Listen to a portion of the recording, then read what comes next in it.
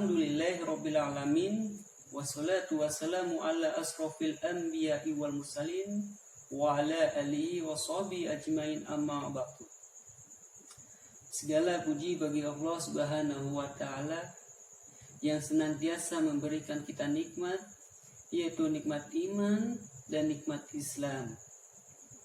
Dan sepatutnya kita selalu bersyukur pada Allah Subhanahu wa ta'ala, karena di dalam Al-Quran sudah dijelaskan, wa ittadana rabbukum la in syakartum la azidanakum wa la in kafartum inna azabi lasyadid. Dan ingatlah, tatkala Tuhan memaklumkanmu, sesungguhnya jika kamu bersyukur, pasti kami akan menambah nikmatmu. Dan jika kamu mengingkarinya, maka ingat, sesungguhnya azabku sangat pedih. Dan kepada Allah lah kita memohon pertolongan atas segala urusan dunia maupun akhirat. Sholawat serta salam mari kita junjungkan kepada Nabi besar kita, Nabi mulia kita, Nabi Muhammad SAW beserta keluarganya dan sahabat-sahabatnya. Semoga kelak kita mendapatkan syafaatnya di yaumul akhir. Nama saya Hamdan Haironi, mahasiswa Sekolah Tinggi Agama Islam Al-Qudwah. Di sini saya akan mempresentasikan tugas mata kuliah Sejarah Peradaban Islam dengan tema faktor di balik runtuhnya Daulah Turki Utsmani.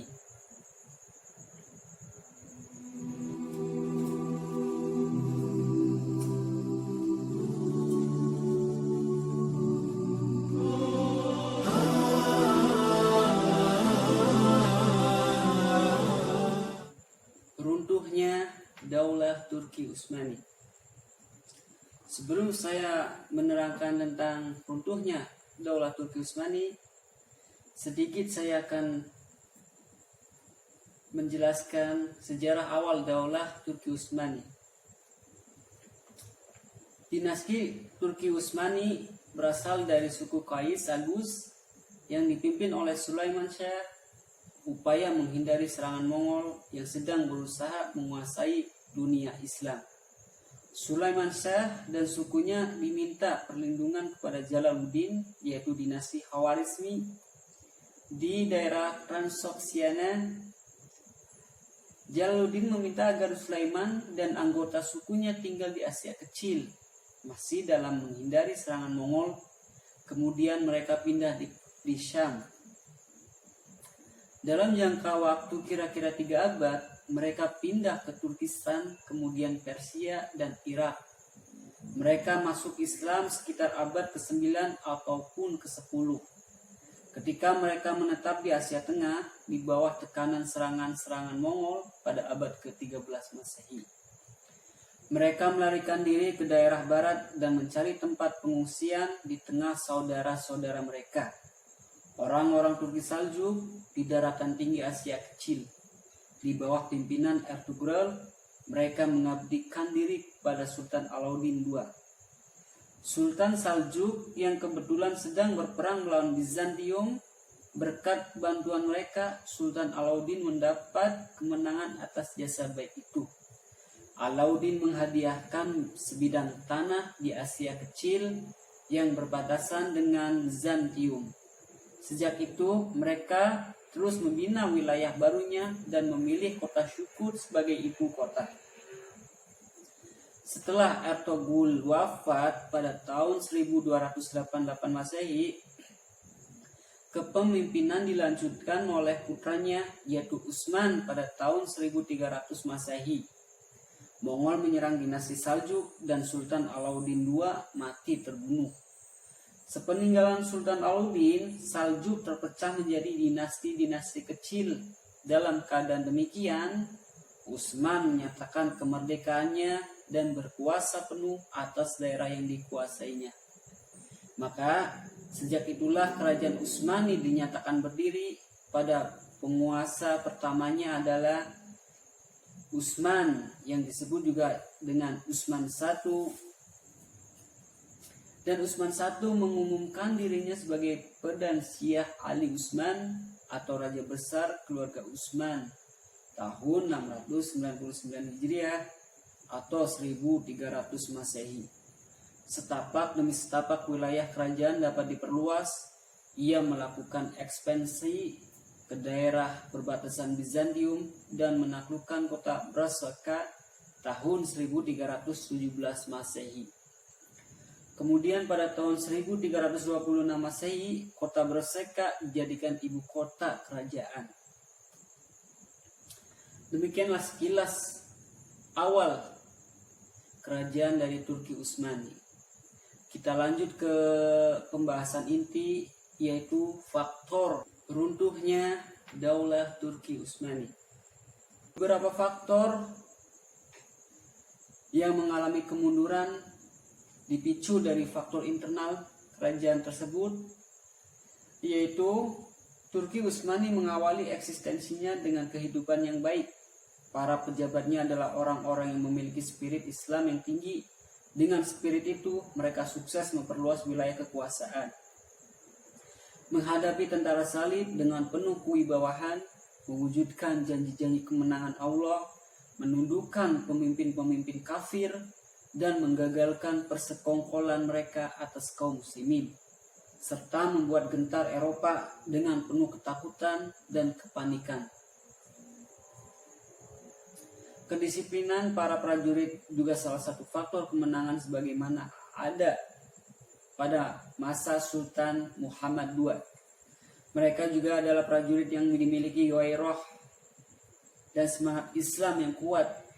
Tak hanya itu, masyarakatnya juga belum berhadapan dengan tantangan materialisme, kekayaan, dan belum dimanjakan oleh hal-hal yang dapat merusak peradaban. Oleh sebab itu, Turki Utsmani pada masa-masa awal memiliki kemampuan untuk mengontrol kekuasaannya, menaklukkan banyak wilayah, dan mendapat kemenangan di medan pertempuran. Namun, kondisi tersebut tidak berlangsung selamanya. Mereka tidak lagi berjalan di atas sistem dan karakter yang telah mereka bangun sebelumnya. Sebaliknya, mereka mulai terjangkit penyakit-penyakit uang, yaitu penyakit cinta dunia dan takut mati. Kemudian kelemahan merambahi masyarakat menjadi stagma, mundur, hingga akhirnya tidak lagi bangkit untuk selama-lamanya. Faktor-faktor jatuhnya Turki Utsmani ini jika dilihat dari kondisi internalnya disebabkan oleh dua faktor. Dari kedua faktor tersebut timbul persoalan yang lebih rumit yang akhirnya tidak dapat lagi diatasi oleh Turki Utsmani. Kedua faktor tersebut relevan dengan teori yang disampaikan Ibnu Khaldun mengenai faktor penyebab keruntuhan sebuah peradaban umron, yaitu kehidupan bermewah-mewahan dan perpecahan. 1. Jebakan materi. Malik bin Nabi, seorang sejarawan Aljazair, mengatakan bahwa peradaban berada pada puncaknya saat masyarakat didominasi oleh nilai-nilai spiritual, lalu saat berada pada kondisi stabil, peradaban didominasi oleh nilai-nilai rasional. Dan peradaban akan menuju kehancurannya saat didominasi oleh nilai-nilai nafsu, syahwat, dan materi. Karenanya dapat dikatakan bahwa saat peradaban menanjak nilai yang dominan adalah spiritual, saat mendatar nilai yang dominan adalah rasional, dan ketika menurun yaitu adalah nilai yang dominan material. Argumen tersebut menegaskan betapa bahayanya dominasi materi dalam peradaban. Materi menyebabkan kepongahan, kelalaian, dan kerakusan. Senada dengan pendapat Malik bin Nabi, Ibnu Khaldun mengatakan dalam bukunya yang terkenal, yaitu Muqaddimah, yang isinya Semakin besar kemewahan dan kenikmatan hidup, semakin dekat mereka dengan kehancuran. Bukan tambah memperoleh kedaulatan, segala sesuatu yang telah berlalu bersama kemewahan dan tenggelam dalam hidup mudah, merusak pengaruh solidaritas sosial yang melahirkan kekuasaan. Jika solidaritas sosial binasa, suku tersebut tidak akan mampu lagi mempertahankan diri sendiri, apalagi mengajukan klaim mereka akan ditelan oleh bangsa lain. Jelas bahwa kemewahan merupakan salah satu penghalang untuk mencapai kedaulatan. Al-Quran memberikan pembenaran atas argumen tersebut. Dan di dalam Al-Quran, kata Al-Taraf yang berarti kemewahan terulang sebanyak 8 kali. Yang kesemuanya berkaitan dengan keruntuhan peradaban umat manusia. Salah satu ayat yang berbicara tentang hal tersebut adalah pada surat Al-Isra ayat ke-16. Dan jika kami membinasakan suatu negeri, maka kami perintahkan kepada orang-orang yang hidup mewah di negeri itu supaya menaati Allah. Tetapi mereka melakukan kedurhakaan kepada negeri itu. Maka sudah sepantasnya berlaku berhadapannya perkataan ketentuan kami. Kemudian kami hancurkan negeri itu sehancur-hancurnya.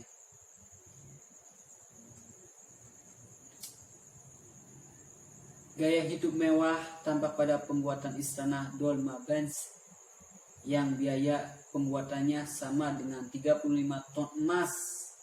Istana ini mulai dibangun tahun 1842 dan mulai ditempati sultan-sultan pada tahun 1856. Kemegahan istana Dolmabahce ini bertampak pada semakin besarnya hutang yang ditanggung oleh Turki Utsmani.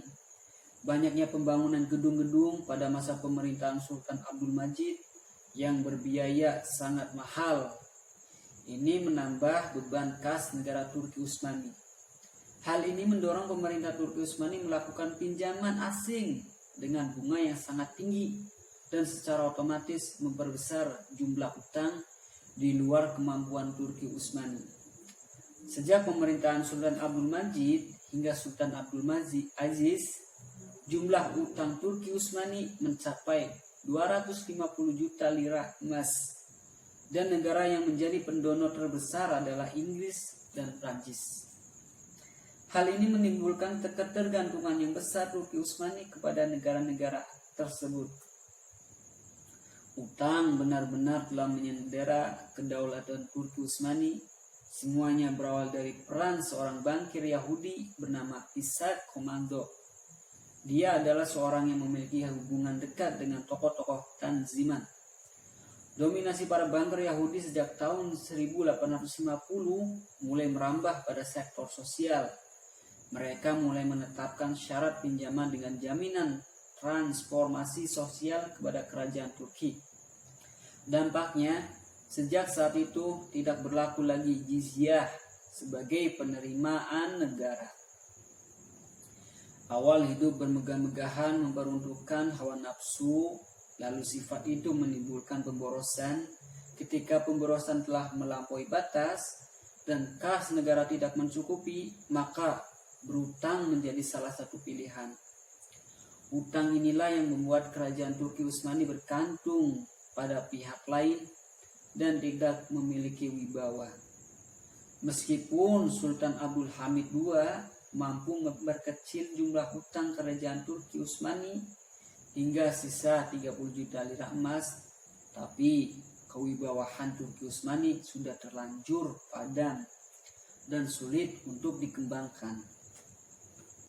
Persoalan internal lain yang dihadapi Turki Utsmani pada masa akhir kekuasaannya adalah berkaitan dengan disintegrasi dan perpecahan. Pada masa itu terjadi perselisihan dan perpecahan yang cukup tajam dalam masyarakat, utamanya yang terjadi antara para sultan Turki dengan penguasa-penguasa lokal. Banyak wilayah yang berkeinginan memisahkan diri dari kekuasaan Turki Utsmani. Di antaranya adalah Mamalik di Irak, Alu al-Azam di Suriah, Al-Muniun dan Ashishibayun di Libanon, Muhammad Ali Pasha di Mesir, Zahi al-Umar di Palestina, Ahmad al-Jazzar di Akka, Ali Baik al-Kabir di Mesir, dan Al-Qaramaliyun di Libya. Semua gejolak ini tidak dapat dipisahkan dari faktor eksternal dan internal yang terjadi di Turki Utsmani. Pada saat itu, tak dapat dipungkiri arus deras nasionalisme yang datang dari Eropa telah banyak mempengaruhi pola pikir ideologi masyarakat Turki Utsmani. Rangkaian pemberontakan dan pembangkangan yang banyak terjadi telah melemahkan kedaulatan Turki Utsmani. Dalam kondisi seperti itu, Eropa dan seluruh kekuatan yang berkonspirasi serta memasuhi Turki sangat mudah untuk menjatuhkannya. Benar ungkapan yang pernah disampaikan oleh tokoh bergerakan Hasan al-Banna, kebatilan tidak akan menang kecuali ketika kebenaran dalam keadaan lemah. Nasionalisme menyebar ke seluruh wilayah Islam yang menyebabkan satu demi satu terlepas dari kekuasaan kerajaan Turki Utsmani. Orang-orang Yahudi semakin banyak menduduki jabatan penting dalam pemerintah Turki Utsmani. Negara-negara Eropa berhasil menguasai wilayah Islam hingga akhirnya kerajaan Turki Utsmani runtuh di tangan Mustafa Kemal Atatürk pada tanggal 3 Maret 1926.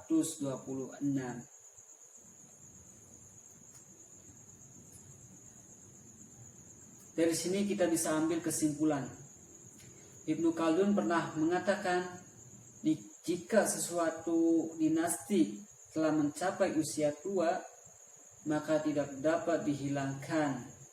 Kalaupun serangan datang juga, maka dinasti itu tidak dapat mempertahankan diri. Turki Utsmani yang telah berusia 7 abad lebih mengalami penuaan dan terjangkit penyakit-penyakit. Sebagaimana yang diungkapkan oleh Ibnu Khaldun, tidak ada kebanggaan terhadap kekuatan dirinya, sebaliknya menganggap pihak lain lebih superior. Karena itulah mereka berusaha keras menduplikasi segala sesuatu yang ada pada pihak lain. Munculnya gerakan-gerakan separatis dan kelompok-kelompok oposisi menjadi bukti melemahnya persatuan dan solidaritas internal Turki Utsmani.